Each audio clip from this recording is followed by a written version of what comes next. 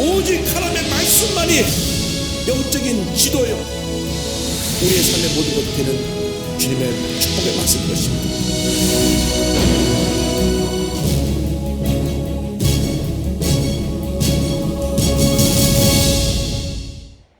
오늘은 사무엘상 19장을 공부합니다. 사울을 피하여 도망가는 다윗에 대한 말씀을 함께 공부합니다. 하나님이 함께 하시면 그 누구도 그를 대적할 사람이 없습니다. 하나님이 높이시면 그 누구를 낮출 수가 없습니다. 그러나 하나님이 버리시면 그 누구도 그를 세울 수가 없습니다. 여러분 인생 살아가는 동안 절대로 하나님 앞에서 버린 자가 되지 않게 되기를 바랍니다. 하나님 앞에 귀하게 쓰임받는 자가 되기를 바랍니다. 특별히 여러분의 자녀들이 하나님의 사람으로 평생 귀하게 쓰임받게 되기를 바랍니다. 그래서 우리가 기도를 많이 해야 됩니다. 우리 자신을 위해서 기도해야 되고, 가정을 위해서 기도해야 되고, 자녀를 위해서 기도해야 됩니다.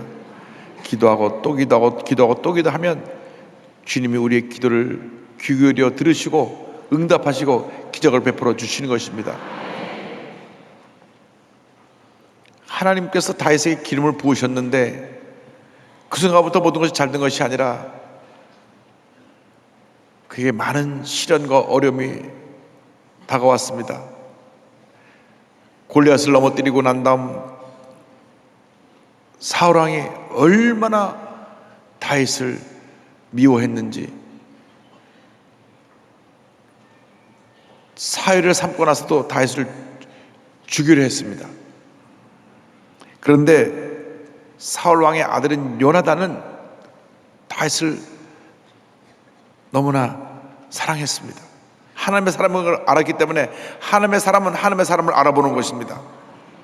우리들이 사람을 잘 못 알아보기 때문에 늘 실수하고 무너지는 것입니다.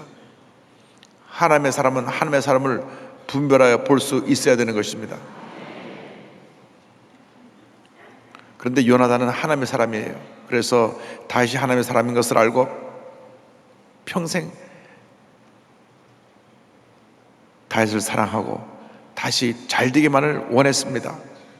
진정한 하나님의 사람은 상대편이 하나님의 사람인 것을 알 때 잘 되기를 원하는 사람들입니다. 끌어내리는 사람이 아니라 잘 되게 하는 사람입니다. 다윗을 변호하는 요나단에서 19장 1절 이하에 나옵니다. 1절을 보겠습니다. 사울이 그의 아들 요나단과 그의 모든 신하에게 다윗을 죽이라 말하였더니 사울의 아들 요나단이 다윗을 심히 좋아하므로 왕이 명령을 내립니다. 다윗을 죽여버려라. 내 눈앞에 이 다윗이 얼쩡거리고 내가 분통 터져서 못 보겠다. 내가 사람들이 다윗만 가면 박수를 치고 그냥 하고 쳐다보고 있으니 이 왕이 내 위신이 떨어져서 안 되겠다. 이 권력은 그런 겁니다. 그 정점에 올라간 다음에는 그 누구도 그 자리에 발을 디뎌 놓는 걸 원하지 않는 것입니다. 모든 관심이 다 자기가 와야 되는데 다윗에게 가니까 미움과 시기와 질투와 분노로 잠을 자지 못했어요. 그래서 명령합니다. 죽여버려라. 2절 3절입니다. 이제 요나단이 다윗에게 말합니다. 그가 다윗에게 말하여 이르되 내 아버지 사울이 너를 죽이기를 꾀하시느니라. 그러므로 이제 천원이 아침에 조심하여 은밀한 곳에 숨어 있으라.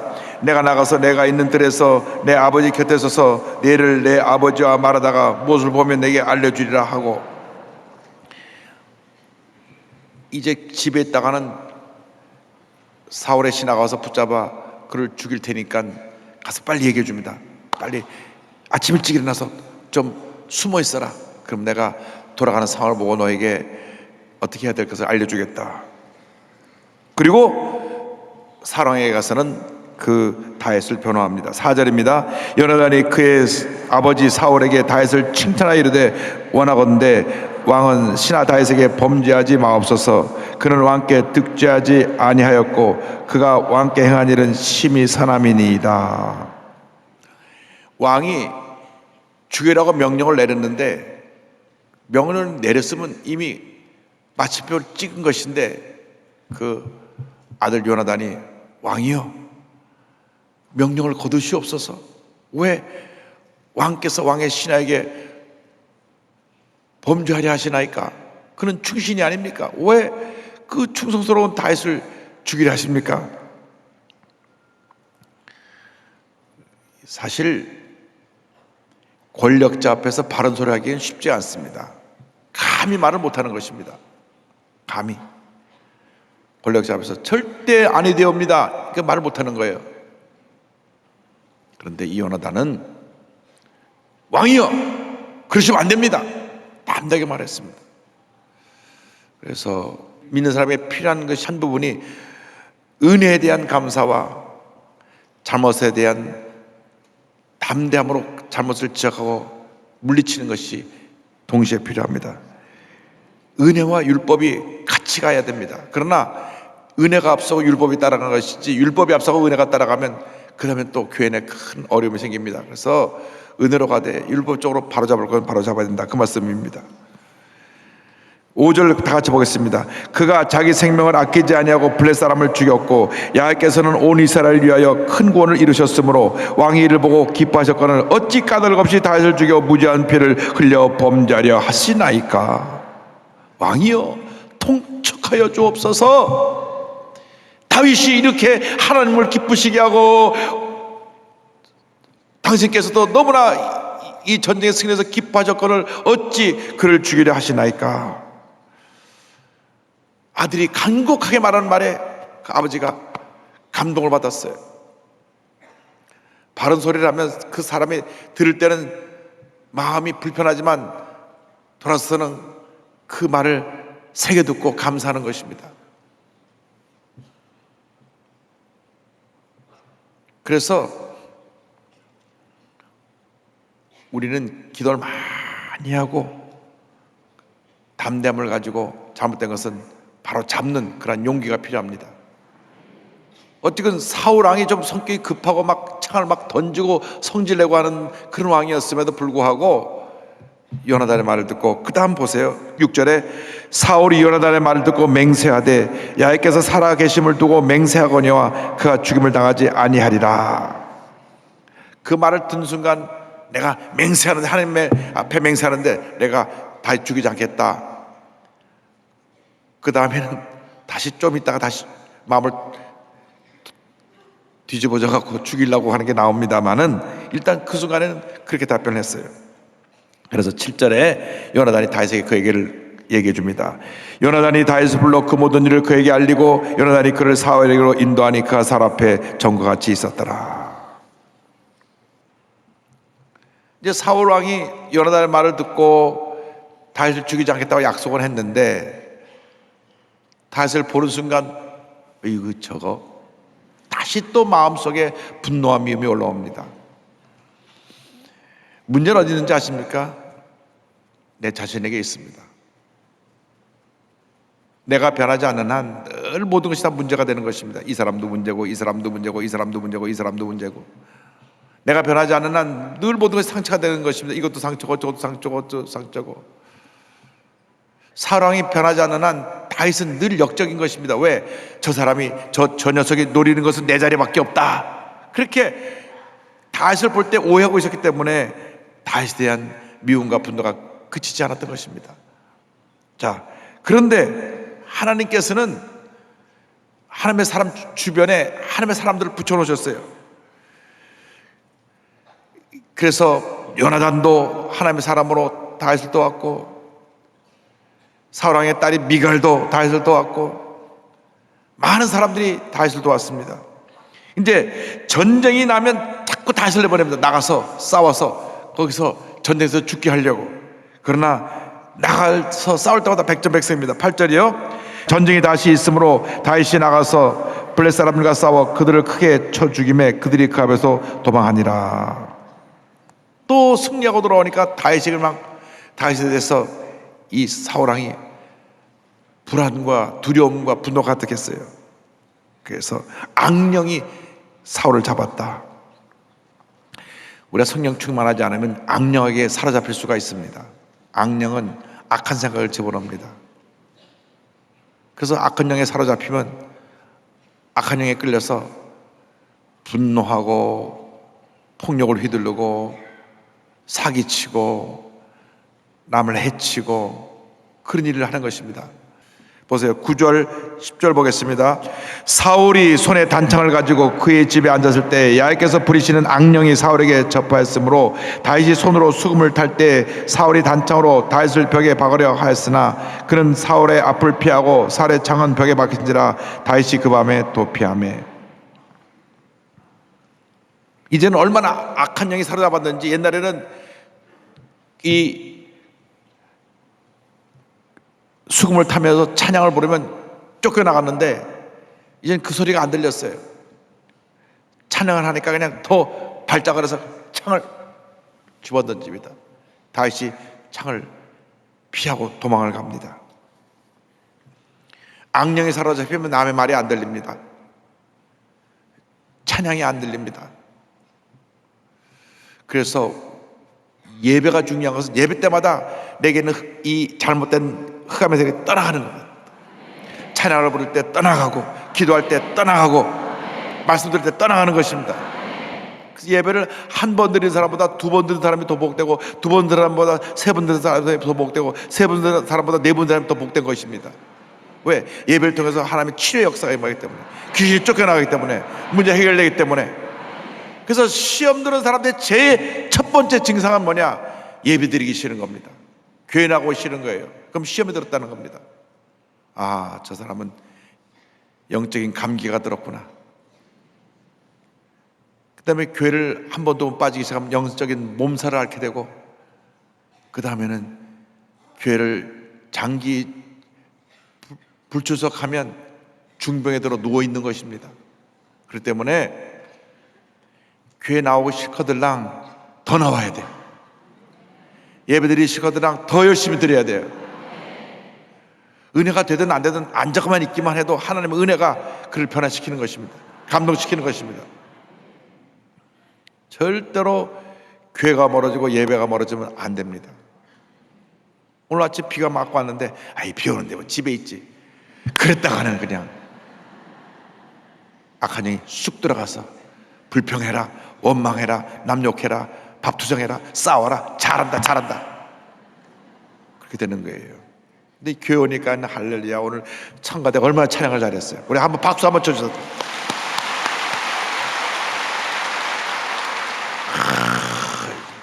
여호와는 위대하다 찬양을 부르고, 또 우리가 와서도 기도하고 또 말씀 듣고, 할렐루야.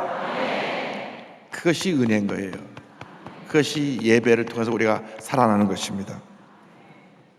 그런데 사울왕은 그런 은혜가 없어가지고 악령에 사로잡혀서 창을 던졌다. 여기 성경에 야훼께서 부리시는 영이라는 표현은 다른 것이 아니라 하나님이 그러한 것을 허락하셨다는 것입니다. 하나님의 허락 속에 있어요. 악한 영도 우리가 함부로 못 침투하는 것은 하나님의 그것을 허용해 주셔야만 욥이 연단을 받듯이 그러한 시험이 다가오는 것입니다. 그런데 그러한 것은 본인이 그렇게 마음이 믿음이 떠나서 불신앙으로 가득했기 때문에 그러한 일이 생기는 것입니다. 그래서 우리가 아까 찬송 부르잖아요. 믿음으로 사는 자는 하늘 위로 받겠네. 믿음의 사람들이 되길 바랍니다. 믿음의 용사, 주여 내게 큰 믿음을 주시옵소서. 믿음의 은사를 갖고 모든 어려움을 이기고 승리하며 살게 하여 주시옵소서. 자, 11절 12절 다 같이 보겠습니다. 사울이 전령들을 다윗의 집에 보내어 그를 지키다가 아침에 그를 죽이게 하려 한지라. 다윗의 아내 미갈이 다윗에게 말해 이르되 당신이 이 밤에 당신의 생명을 구하지 아니하면 내일은 죽음을 당하리라 하고, 미갈이 다윗을 창에서 달아내림에 그가 피하여 도망하니라. 이제는 아예 군인들을 보내가지고, 군사들을 보내가지고 그 사울왕의 군인들이 다윗 집 앞에 있다가 새벽에 들어가서 그를 끌어내서 죽이기로 그렇게 다 명령을 받고 저들이 와서 이제 날이 새기만을 기다립니다. 그때 미갈이 이것을 알고 창으로 다윗을 피신을 시킵니다. 13절 14절이요. 미갈이 우상을 가져다가 침상에 누이고 염소털로 엮은 것을 그 머리에 씌우고 의복으로 그것을 덮었더니 사울의 전령들을 보내어 다윗을 잡으려 하매 미갈이 이르되 그가 병들었느니라. 이제 다윗을 도망가게 하고 난 다음 그 침대에다가 우상을 갖다 뉘우고 그 사람이 자고 있는 것처럼 이렇게 꾸몄습니다. 이 우상은 그 드라빔 같은 것인데 야곱의 아내 라헬이 자기 집에서 나올 때 드라빔을 갖고 나왔거든요. 드라빔은 뭐냐면 그 집에 집을 지켜주는 수호신 같은 것, 그 집의 주권을 가진 주인을 의미하는 그러한 것을 만들어 갖고 있었습니다. 사실은 이런 것을 갖고 있으면 안 되는데 그 당시는 많이 그런 것들을 갖고 있었던 것 같아요. 꼭 그것을 섬긴다기보다는 그것을 위안으로 삼고 이것이 나를 지켜준다 하는 그러한 생각을 했던 것 같아요. 그런 우상이 하나 있어가지고 요즘 말하면 큰 인형을 갖다가 뉘어놓고 그 가발을 씌우고 옷을 입혀서 뉘어놓은 겁니다. 그래서 군인들이 사울 왕께서 다윗을 데려오라 합니다. 지금 아파서 누웠어요. 못 나갑니다. 그래서 15절에 사울이 다시 명령합니다. 다 같이요. 사울이 또 전령들을 보내어 다윗을 보라 하며 이르되 그를 침상째 내게로 들고 오라. 내가 그를 죽이리라. 아파서 누워있다고 그 침대째 들고 와라. 침대 들고 와라. 그래서 다윗이 다시 갑니다. 공주님 문 좀 열어주세요. 왕의 명령입니다. 지금 아파 누워있는데 안 됩니다.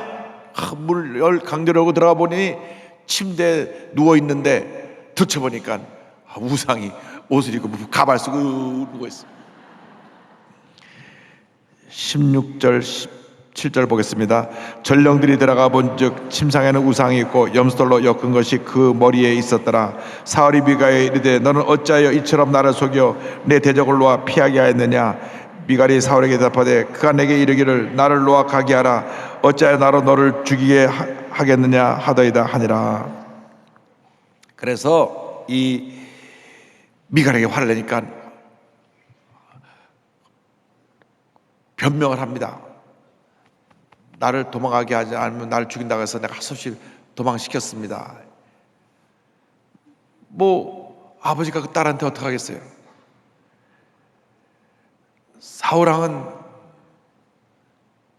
하나님의 은혜를 저버리고 마음에 미움과 분노로 가득해서 이 같은 잘못을 계속하게 되고 하나님께 버림을 받게 된 것입니다.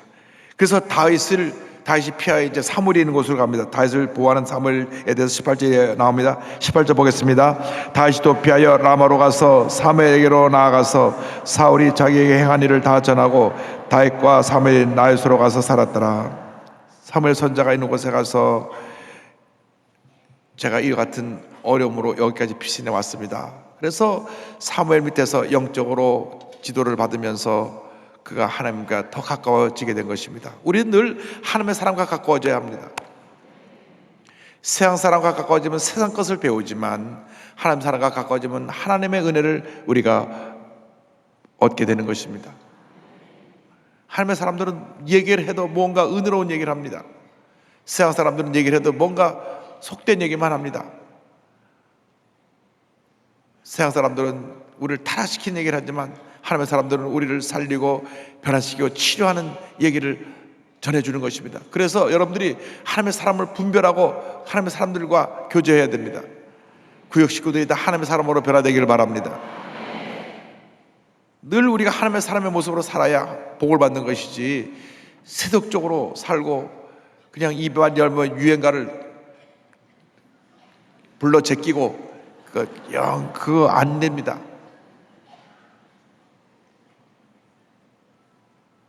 목사님 좀 봐주세요. 그거 아니에요. 그런 거 우리가 달라야 됩니다. 달라야 돼. 오래전 얘기예요. 79년도 제가 우리 교회 출판사에 편집장을 했을 때 하루 야외 편집 직원들하고 야외 나가서 식사를 한 적이 있는데 타고 가는데 그때 제가 목사 한 수 받고 앉자고 전사했는데 전사님 오늘만 저희들이 사제 찬송가 부르겠으니까 이해해 주세요. 그래서 사제 찬송가가 뭔가 했거든요. 딱 버스를 타고 청평까지 가는 2시간 동안 내내 유행가를 불러 제끼는데 태어나서 내가 제일 많이 유행가를 들어본 날이 그날이었어요. 제가 놀란 것은 그 많은 유행가들을 그들이 끊임없이 불러대는데 다 외고 있더라니까. 그래서 제가 그때 뭐 남양열차가 뭐고 그때 다 그때 들었다고 그래요.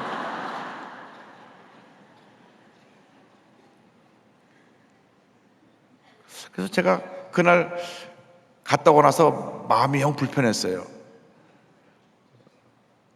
어떻게 저 많은 유행가들을 그렇게 입만 열면 착착착 입이 맞아갖고 열댓 명이 그냥 따라 부르는데 저렇게 찬송가를 외고 있는가? 찬송가 1절부터 4절까지 다 부르는 곡 몇 곡이나 되세요? 한 번씩 다 불러 세워서 시켜보고 싶지만 시간상 생략하겠습니다. 찬송가 1, 2, 3절도 잘못해갖고 1절 중간쯤으로 다 버벅거리는데 이게 자막이 나와야만 따라가는데 어떻게 유행가냐. 아이고 참. 근데 웃는 분 중에 뜨끔한 분들이 있어요. 왜냐? 구역장들이 어디 야외에 나간다 하면서도 유행가 불렀거든. 내가 다 알아요, 다 알아요. 앞으로 우리 야외에 나갈 때는 복음성가 좀 흥겨운 복음성가를 많이 부를 일이지 남행열차 그런 거 부르지 말라고 그래요. 또 이 말 듣고 그 무슨 노래가 또 찾아서 듣지 마시고. 자 19절 20절이요. 어떤 사람이 사울에게 전하 이르되 다윗이 라마라에 있더이다 하매 사울이 다윗을 잡으려 전령들을 보냈더니 그들이 선자 무리가 예언한 것과 사무엘이 그들의 수령으로 선 것을 볼 때 하나 명이 사울의 전령들에게 임하며 그들도 예언을 한지라. 이제 잡으러 보냈더니 얼마나 성령 충만한 은혜가 임했는지 거기 잡으러 간 다음에 다 성령 충만 받고 성령 받고 예언을 하기 시작했어요. 그러니까 같이 은혜 받았으니까 잡으러 갔다가 그냥 돌아옵니다. 그래서 21절 또 다시 보냅니다. 어떤 사람이 그것을 사울에게 알림해 사울이 다른 전령들을 보냈더니 그들도 예언을 했으므로 사울이 세 번째 다른 전령들을 보냈더니 그들도 예언을 한지라. 두 번째 보내도 세 번째 보내도 다 성령 받고 예언을 하니까 다윗을 잡아올 수가 없었어요. 그래서 이 못된 녀석들 내가 직접 가서 그를 잡아서 능지처참하리라 하고 갑니다. 22절 23절이요. 이에 사울도 라마로 가서 세구에 있는 큰 우물에 도착하여 물어 이르되 사무엘과 다윗이 어디 있느냐? 어떤 사람이 이르되 라마 나윗에 있나이다. 사울이 라마 나윗으로 가니라. 하나 명이 그에게도 임하시니 그가 라마 나윗 이리까지 걸어가며 예언을 하였으며. 24절이요. 그가 또 그의 옷을 보고 사무엘 앞에서 예언을 하며 하루 밤낮을 벗은 몸으로 누웠더라. 그러므로 속담에 이르기를 사울도 선정이 있느냐 하니라. 얼마나 성령이 강하게 임했든지 사울이 다시 잡아 죽이러 갔다 자기도 성령 받고 나서 막 예언을 하고 막 얼마나 성령이 충만해서 몸이 뜨거운지 뭐 옷을 다 벗었겠어요. 왕이 그 창피한 것도 모르고 몸이 얼마나 사람 자꾸 옷을 벗게 돼 있는데 그래도 가릴 건 가려야 지금 보니까 다 벗었다 그랬어요. 에이 참. 뭐 이상한 상상하고 웃지 마세요. 네. 하나님 앞에서 제일 중요한 것이 하나님의 인정을 받는 것입니다. 다윗은 하나님의 인정을 받은 사람이었고 사울은 하나님께 인정을 받지 못한 사람이었습니다. 그래서 길이 나눠진 것입니다. 오늘 우리가 말씀을 정리하면서 결심해야 됩니다. 내가 하나님이 인정하시는 다윗의 길을 갈 것이냐, 하나님이 인정하지 않으시는 자기 중심의 길을 가는 사울의 길을 갈 것인가. 선택은 여러분이 하는 것입니다. 하루도 여러 번 우리는 사울의 길로 갑니다. 내 욕심, 내 이기주의, 나의 강한 성격, 나의 잘못된 행동 가요. 사울의 길을 갑니다. 그러나 그때마다 우리가 회개하고 돌이켜서 하나님 인정하시는 다시 길로 돌아오게 되기를 바랍니다. 주님 나를 용서하여 주옵소서. 내가 주 앞에 범죄하였나이다. 나를 용서하여 주시옵소서. 여러분들이 하나님이 기뻐하시는 다윗의 길을 가면 하나님이 붙들어 주시는 것입니다. 선택은 여러분이 하는 것입니다. 하나님이 강제로 이렇게 여러분을 끌고 가시는 것이 아니라 여러분이 성령으로 충만해서 그렇게 선택을 해야 그 길로 가는 것입니다. 주님 우리를 성령으로 충만케 하여 주셔서 하나님이 기뻐하신 길 가게 하여 주시고 한평생 주님 영광에 살다가 주님 앞에 서서 잘 하였도다 착하고 충성된 종아 칭찬받는 우리 모두가 되게 하여 주옵소서. 이 같은 복된 인생 살아가시기를 주님의 이름으로 축원합니다. 기도하겠습니다. 사랑과 은혜와 자비가 무한하신 하나님 아버지, 한평생 우리가 하나님 기뻐하시는 다윗의 길을 가게 하여 주시고 자기중심적인 사울의 길을 가지 않도록 주님 우리를 붙들어 주시고 성령으로 충만케 하여 주시옵소서. 예수님의 이름으로 기도 올리옵나이다. 아멘.